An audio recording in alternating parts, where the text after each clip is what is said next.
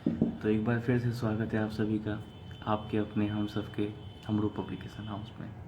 तो जल्दी से जुड़ जाइए, एक बार फिर से हम लोग साथ में बात करते हैं। तो जैसे कि आप लोगों में बता चुका था पिछली बार कि आज के सेशन में हम लोग हमारे आज के दिन की तीसरी सोलो बुक ऑथर मधु वशिष्ठा मैम के साथ लाइव आ रहे हैं, जिनकी कहानियाँ यादों की काफ़ी उम्दा रचनाकार हैं और इनकी सोलो बुक बहुत खूबसूरत है। इस पर आज हम लोग अभी चर्चा करेंगे मैम के साथ। तो जल्दी जल्दी से आप लोग स्क्रीन को शेयर कर दीजिए, फिर मैम के साथ बातचीत के सिलसिले को हम लोग आगे बढ़ाते हैं।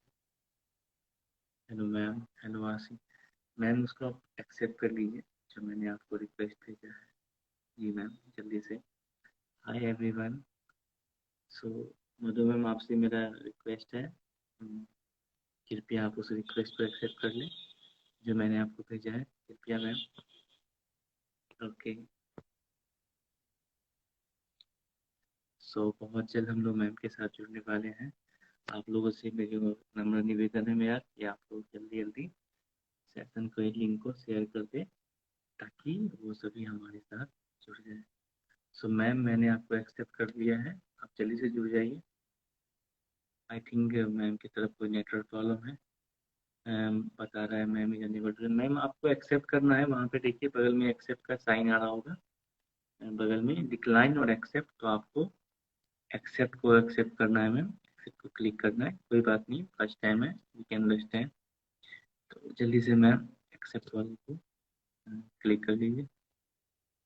धन्यवाद मैम, नमस्ते सर। करना है वहाँ पे देखिए हमारे साथ जुड़ सकती हैं। सबसे पहले मैम आपको मेरा हार्दिक नमस्कार जी। कैसा लग रहा है मैम? आवाज नहीं आ तो रही है। हार्दिक शुभकामनाएं मैम। नमस्ते। जी मैम। तो आपका स्वागत है आपके अपने हमारे हम सबके हम लोग पब्लिकेशन हाउस सर, में। हम ना लैपटॉप से जुड़ना चाह रहे हैं क्योंकि इसमें बार बार फोन आते जाते हैं। मैम, तो इसमें डीएनडी का ऑप्शन आता है ना, लैपटॉप से जुड़ना इम्पॉसिबल टाइप का है, बहुत अच्छा लैपटॉप से अच्छा। नहीं होता है ना मैम। अगर ओके कोई सर। बगल में है, आप ऊपर से डीएनडी ऑन कर लीजिए मैम, है ना। हाँ, इसमें डीएनडी ऑन कर लीजिए, डीएनडी पे आने पे कॉल स्क्रीन पे नहीं आएगा, है ना जी। ठीक है सर। ठीक है मैम, और 5-10 मिनट की ओके तो सर। बातें हैं, तुरंत खत्म हो जाएगी हाँ हाँ। जी। ठीक तो है सर। सबसे पहले मैम आपको हार्दिक शुभकामनाएं आपकी पुस्तक नमस्ते। कहानियों की कहानियां यादों की के लिए। जी हाँ मैम। जी। तो मैम सबसे पहले ये बताइए कि आपके मन में कब ये विचार आया और किस तरह से विचार आया कि मुझे एक फोटो बुक करनी है जिसका नाम मुझे रखना है कहानियां यादों की, तो उसके बारे में बताइए मैम जी। सर, मैं जॉब करती थी दिल्ली एडमिनिस्ट्रेशन में। तो रिटायर होने के बाद में बच्चे सेटल अप हो चुके थे। तो बिल्कुल जब खाली लगा घर में, तो ये मेरा बहुत पुराना शौक था। जबकि मैं कॉलेज में होंगी 40 साल 45 साल पुराना। तो अब जब मुझे मौका मिला तो मैंने ये कहानियां लिखना शुरू कर दिया। तो ये शौक नहीं, ये तो मेरे को अच्छा लगा कहानियां लिखने का। जैसे पहले मुझे कहानियां पढ़ने का शौक था, डायरी वगैरह में लिखती थी। तो लेखन पढ़ने का और लिखने का मुझे हमेशा शौक रहा है, इसीलिए मैंने ओके, कहानियां याद करी। ठीक है मैम। और तो दूसरी बात मैम, आपकी पुस्तक का जो शीर्षक है, टाइटल है, उसका नाम है कहानियां यादों की। तो मैम इसके पीछे के संदर्भ के बारे में बताइए हमें जी। सर, कहानियां यादों की मेरी इस लाइफ जर्नी में जो भी मेरे को बहुत कुछ जो याद रहा, जो भी मेरे शौक थे कि भाई बहुत कुछ देखा, बहुत अच्छा भी देखा, बहुत बुरा भी देखा। समय तो है सबके साथ में ही। तो उसमें कुछ जो कि मैं रेक्टिफाई करना चाहती थी पर कर नहीं पाई। अपनी यादों से, अपने ख्यालों से मैंने कोशिश करी कि कुछ रेक्टिफाई हो जाए और लोग इससे रिलेट करके जो गलतियां मैंने करी उनका गलतियां वो ना हो, या जो गलतियां मैंने कमियां देखी वो और लोग ना करें। अगर मेरा पढ़ के कोई को भी खुशी मिल जाए या कोई भी रिलेट करके चेंज हो जाए तो वो बहुत खुशी होगी। शायद यही मेरा मकसद रहा है और यादों की ही बहुत कहानियां है। तो मैम बेसिकली जैसे हर एक लेखक लेखिका या फिर कहानीकार का अपने किसी लेखन के पीछे एक उद्देश्य होता है।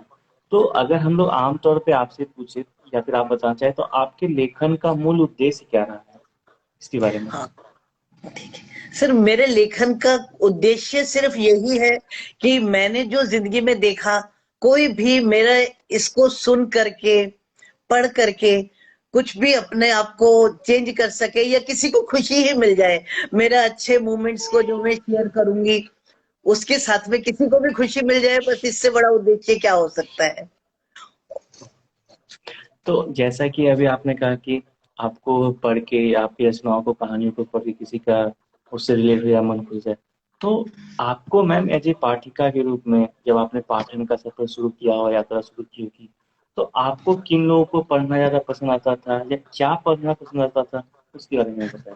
हाँ सर, वो कॉलेज वाला टाइम था, उस समय तो सभी कुछ पढ़ना अच्छा लगता था। प्रेमचंद भी पढ़ा, अमृता प्रीतम भी पढ़ी, क्योंकि लाइब्रेरी से जब हम लेते हैं तब तो ये होता है कि बुक्स पढ़नी है। उस वक्त तो ये तो पसंद तो बाद में बनती है, उस टाइम तो सब अच्छा ही लगता है। अमृता प्रीतम भी मेरी बहुत फेवरेट रही, और प्रेमचंद को भी पढ़ना बहुत अच्छा लगा। जो भी उस टाइम के थे वो सारे पढ़े। इसके अलावा मतलब अब जैसे बर्नार्ड शॉ भी पढ़ लिया, उसका arms and the man, man and Superman, कुछ भी पढ़ना, बस पढ़ना अच्छा लगता था। ओके। सो मैम जैसे कि मैंने तभी आपको बताया कि सवाल के जवाब होते हैं, उन जवाब के बहुत सारे सवाल बनते हैं। तो आज दो तीन लोगों से मैंने बात की, ये जो अभी सवाल मैं आपसे पूछूंगा ये बहुत नया आया है, आजकल मेरे दिमाग जहन में आता है। जैसे आपने तीन लोगों का नाम लिया, प्रेमचंद सर का, आपका और अमृता मैम का और दूसरा बंदा सर का। तो ये मैम क्या होता है कि बेसिकली अगर आप सर्च करेंगे या फिर किसी एक से पूछेंगे तो उनका अलग अलग रीजन होगा। तो मैं आपका रीजन जानना चाहता हूँ कि तीनों में आपको क्या विशेषताएं लगती है, क्यों तीनों आपके मनपसंद है, वो मुझे जानना है, बताइए। तो ये सब उस टाइम के मूड पे डिपेंड करता था। कभी अमृता प्रीतम की कहानियों वाला मूड हो जाता था, कभी प्रेमचंद वाला हो जाता था, बर्नार्ड शॉ भी इक्वली अच्छा लगता था। फिर मैं जिस तो क्या कॉलेज में थी, रीजन क्या है, मतलब अगर जैसे कि आपने शुरू में रीजन बताया उनका कि जो स्टोरीज थी, कहीं ना कहीं हम अपने आप से रिलेट कर पाते होंगे। हमारे राइट। मूड के साथ में वो जरूर रिलेट कर पाते होंगे। हमारे कॉलेज में मनु भंडारी हमारे कॉलेज के ही लेक्चरर थी, तो मनु भंडारी को देखने के बाद में राजेंद्र यादव जी भी दिल्ली यूनिवर्सिटी में ही थे, तो उनको भी साथ में, तो कुछ ऐसे देख करके लेखकों के लिए मन में आता ही था और पढ़ना शौक था। ओके, ठीक है। तो जैसे कि आप कहानियां लिखते हैं तो आपने बताया कि आपका एक उद्देश्य है कि लोगों को उसके प्रति खुशी हो या फिर उत्साह हो। तो मैं आपसे एक मूल उद्देश्य, मतलब होता है ना कि एक जो कि मूल रहता है, आधार रहता है आपकी हर एक रचनाओं का या आपकी कहानियों की जो आप बुनती हैं, ताना बाना बुनती हैं, तो मुझे ये बताया कि आपकी रचनाओं में एक हिडन जिसको बोलते हैं आपका, वो हिडन क्या आपको पड़ता है उसके बारे में। जब कहानियों में सिर्फ यादों से ही होता है, जैसे हमने घर में देखा, बहुत टाइम में ऑफिसेज में भी रही तो कुछ कमियां ऑफिसेज की भी लगी कि ऐसे नहीं होना चाहिए, ऐसा होना चाहिए, तो मेरे कहानियों में ऑफिस भी आया है। या कि कुछ घर से लगा कि भाई घर में भी ऐसे नहीं होना चाहिए, थोड़ा सा चेंजेस जरूरी है। समय के साथ बदलाव जरूरी है, हर कोई बुरा या अच्छा नहीं होता। तो मैंने अपनी कहानियों में सिर्फ यही दर्शाने का कोशिश करी है। ओके। तो बातों का सिलसिला हमारे और आपके बीच चलता रहेगा, लंबा चलेगा। तो बीच में बहुत सारे सवाल आएंगे, आपके जवाब आएंगे। मैं चाहता हूँ कि हमारे जो इतने हम वाले हैं, हम पढ़े वाले हैं, उनको आप कुछ अपनी रचनाएं जो आपके दिल के बहुत करीब है, आपकी मनपसंद हो, अगर सुनाए तो हमें बहुत अच्छा लगेगा। हाँ, जरूर जरूर। अब जैसे ये वाला किताब है कहानियां यादों की, जो मैंने छापी है, मेरी एक बार बहुत दिखा सी दीजिए। कहानियां, हाँ, जी। बहुत सी कहानियां मैंने मॉम्स प्रेसो में भी लिखी है। ये सिर्फ करीब होने का एक ही बार है। इससे अब कैमरा इसमें दिखा। कहानी जैसे पहली वाली है, इसमें हैगा हम्म। बाबूजी का आशीर्वाद। ये घरों में अक्सर ऐसा होता है कि कोई भी प्रॉपर्टी के लिए लड़ रहे बाहर हैं या ऐसे कर कवर रहे हैं। कवर दिखा दीजिए, बुक दिखा दीजिए कवर से, बुक दिखा कवर दीजिए ये, करके, हाँ। हाँ हाँ। ये। जैसे कोई प्रॉपर्टी के लिए या उसके लिए कभी भी मैं देखती हूँ लड़ाइयाँ हो रही हैं, तो मेरे मन में आता है कि अगर प्यार से रहें तो उससे भी ज्यादा बन सकता है, जो कि अलग अलग कोई लेने की कोशिश कर रहे हैं। इस पे क्या मैंने बात। लिखी बाबूजी का आशीर्वाद, कि प्यार उससे भी ज्यादा कीमती है, मुझे ऐसा महसूस हुआ। तो वही मैंने अपनी कहानी में ढाला है। फिर उसके बाद में है जैसे घर में दोनों की ही जरूरत है। अब ये एक घर के बीच बारे में लिखा है। एक घर होता है जिसमें कि सब तरह की लड़कियां आती हैं बहुओं के रूप में, बेटियों के रूप में। तो अब ये थोड़ी ना, सबके अलग अलग शौक होते हैं, अलग अलग रहने का स्टाइल होता है, पर जरूरत तो घर को सबकी ही होती है ना। कुछ ऐसा ही मैंने सोचा है कि ये वाला मैंने इस कहानी में करा है। चौथी रोटी एक वो है कि समझाने की कोशिश करी है, जो मैंने कहीं पढ़ा था कि एक समय में चार तरह के लोग होते हैं, कि हम लोग रोटियां खाते हैं और हम कभी ख्याल नहीं करते। हम सोचते हैं टेकन एज ग्रांटेड, हमें मिल रही है, माँ बना के दे रही है, पर माँ हमेशा नहीं मिल सकती बनाने के लिए। लोग सोचते हैं कि पत्नी बना रही है तो हम तड़ी से खाएं, वो भी हमेशा नहीं मिल सकती।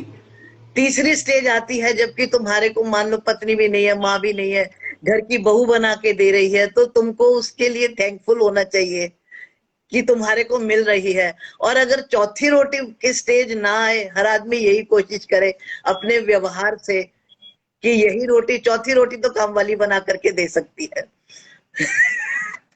तो कोशिश हमको यही करना चाहिए कि अपना व्यवहार ऐसे रखें कि हमको चौथी रोटी की, और अगर पड़ भी गई है तो भगवान का थैंक्स करें कि हम सही है, रोटी खाने लायक हैं।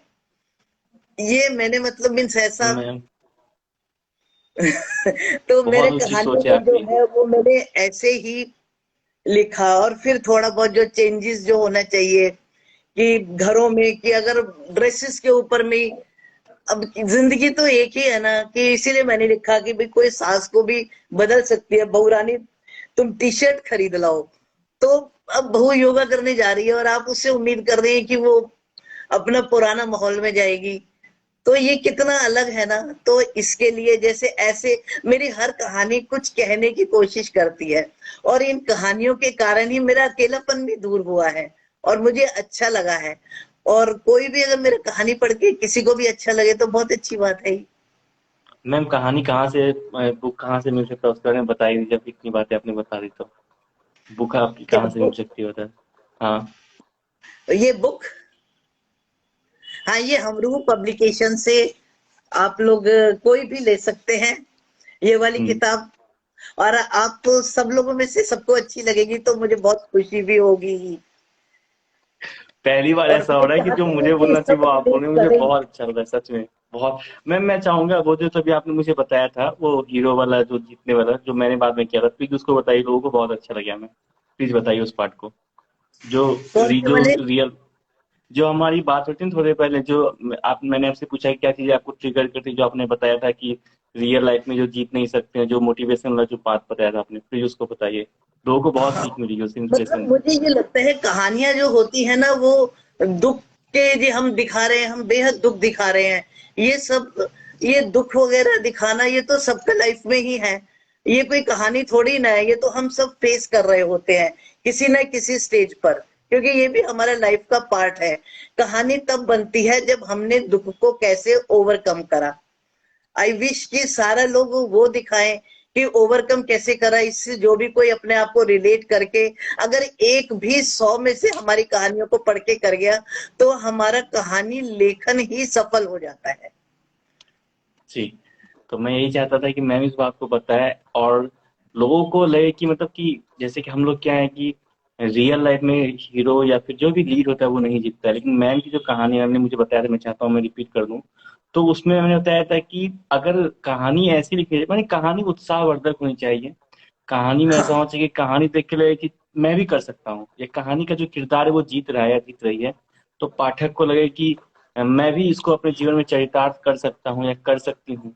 इस नायिका की हाँ, तरह मैं भी जीत सकती हूँ, नायक की तरह मैं भी उपलब्धियां हासिल कर सकता हूँ। तो ये मुझे बहुत अच्छी हाँ। लगी थी आपकी बात में, और अगर इसलिए हार मैंने भी कहा था जाऊं कि तो आप। मैं अकेला नहीं हूं। अगर किसी स्टेज पर मैं स्ट्रगलिंग मोड में हूँ, जरूरी थोड़ी ना है कि हम पार कर चुके होंगे। स्ट्रगलिंग मोड भी बहुत लंबा होता है। तो ये कहानियां पढ़ते पढ़ते उसे अपना एक साथी मिल जाए कि अकेला मैं ही स्ट्रगल नहीं कर रहा, ये भी कर रहा है, जैसे हाँ ये बहुत। मेरा हुआ। ये बात मैं आपसे साझा करना चाहूंगा, ये मतलब कुछ 10 दिन पहले की बात है। तो क्योंकि हम लोग जब भी यूट्यूब पे वगैरह पे सर्च करते हैं तो एकता में उर्दू पढ़ लेते हैं और उर्दू के अच्छे मिलते हैं। कभी अचानक आज हिंदी पढ़ने का मन किया थी उस दिन 10 दिन पहले, तो मैंने गूगल पे सर्च किया हिंदी कविता है, तो हिंदी कविता है बोल के यूट्यूब चैनल आया। उसमें बहुत जो बाकमाल हिंदी के जो हमारे जो अभिनेता हैं, तो वो लोग आके कुछ कविताएं सुनाते हैं। तो उसमें सौरभ शुक्ला जी आए थे, तो उसमें वो कहानियों का महत्व बता रहे थे। सौरभ शुक्ला जी आपको पता होगा, अभिनेता हैं बहुत अच्छे, बाकमाल। तो उन्होंने कहा था कि हमारा जो हिंदुस्तान देश है ना, भारत जो हमारा देश है, वो कहानियों का देश है। वहाँ पे इतनी सारी कहानियां हैं कि अब हमने बचपन से इतनी सारी कहानियां सुनी होती हैं कि हमें लगता है कि ये तो हो चुका है। जो आपने बताया था कि मैं ये हाँ पहला इंसान नहीं हूँ कि ये चीज से गुजर रहा हूँ, तो अगर हाँ वो उस चीज को फेस करके निकल चुके हैं तो मैं भी निकल ही जाऊंगा। तो ये जो आपने कही तो मुझे उनकी बात याद आ गई कि हाँ। यहाँ इतनी सारे किस्से हैं, इतने सारे किरदार हैं हमारे जहन में, मन में, कि लगता है अच्छा वो भी निकले थे, मैं भी निकल जाऊंगा, उन्होंने भी किया तो मैं कौन सा नया हूँ। तो हाँ। आपकी बात से याद आ गया और बहुत अच्छा लगा मुझे।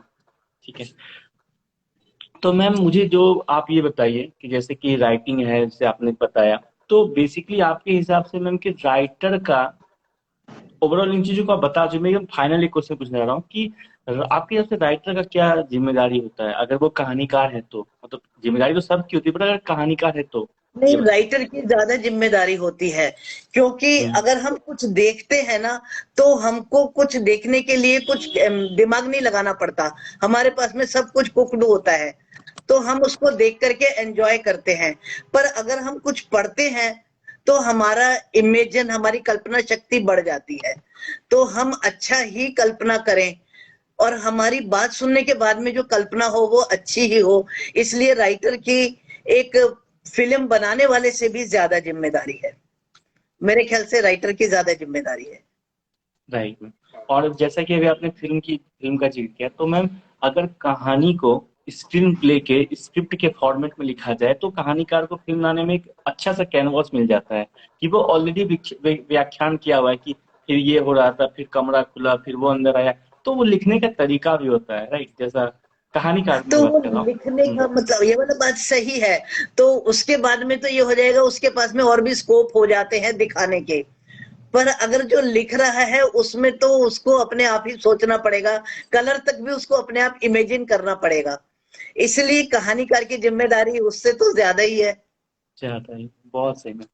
और एक बात जानना था कि जैसे कि आपने बताया कि लेखन की बात है, ठीक है, तो जैसे कि आप अगर लिख रहे हैं, जैसे मैंने तभी आपसे बात की तो आपने कहा कि आपके मन में एक थॉट आ गया कि ये फीलिंग है, ये चीज बुरा हो, जैसे आपने बताया था कि जो भी चीज मुझे लगती है कि समाज में कहीं भी बुरी हो रही है, मैं उसे बदल तो नहीं सकती हूँ व्यवहारिक रूप से, लेकिन मैं ये लेखन के चीज रूप में बदल सकती हूँ, है ना? तो मैंने आपसे पूछा था कि ये जो बुरा हुआ कुछ भी, आप उससे आहत हो चुकी हैं एक व्यक्ति के रूप में, मानव के रूप में, तो आप उस भाव को कहानी के रूप में कैसे चित्रित करती हैं और उसमें जो चरित्र होते हैं उसका कैसे विकास होता है, रूपांतर होता है, उसके बारे में एक छोटी सी प्रक्रिया हमें संक्षिप्त में बताइए प्लीज।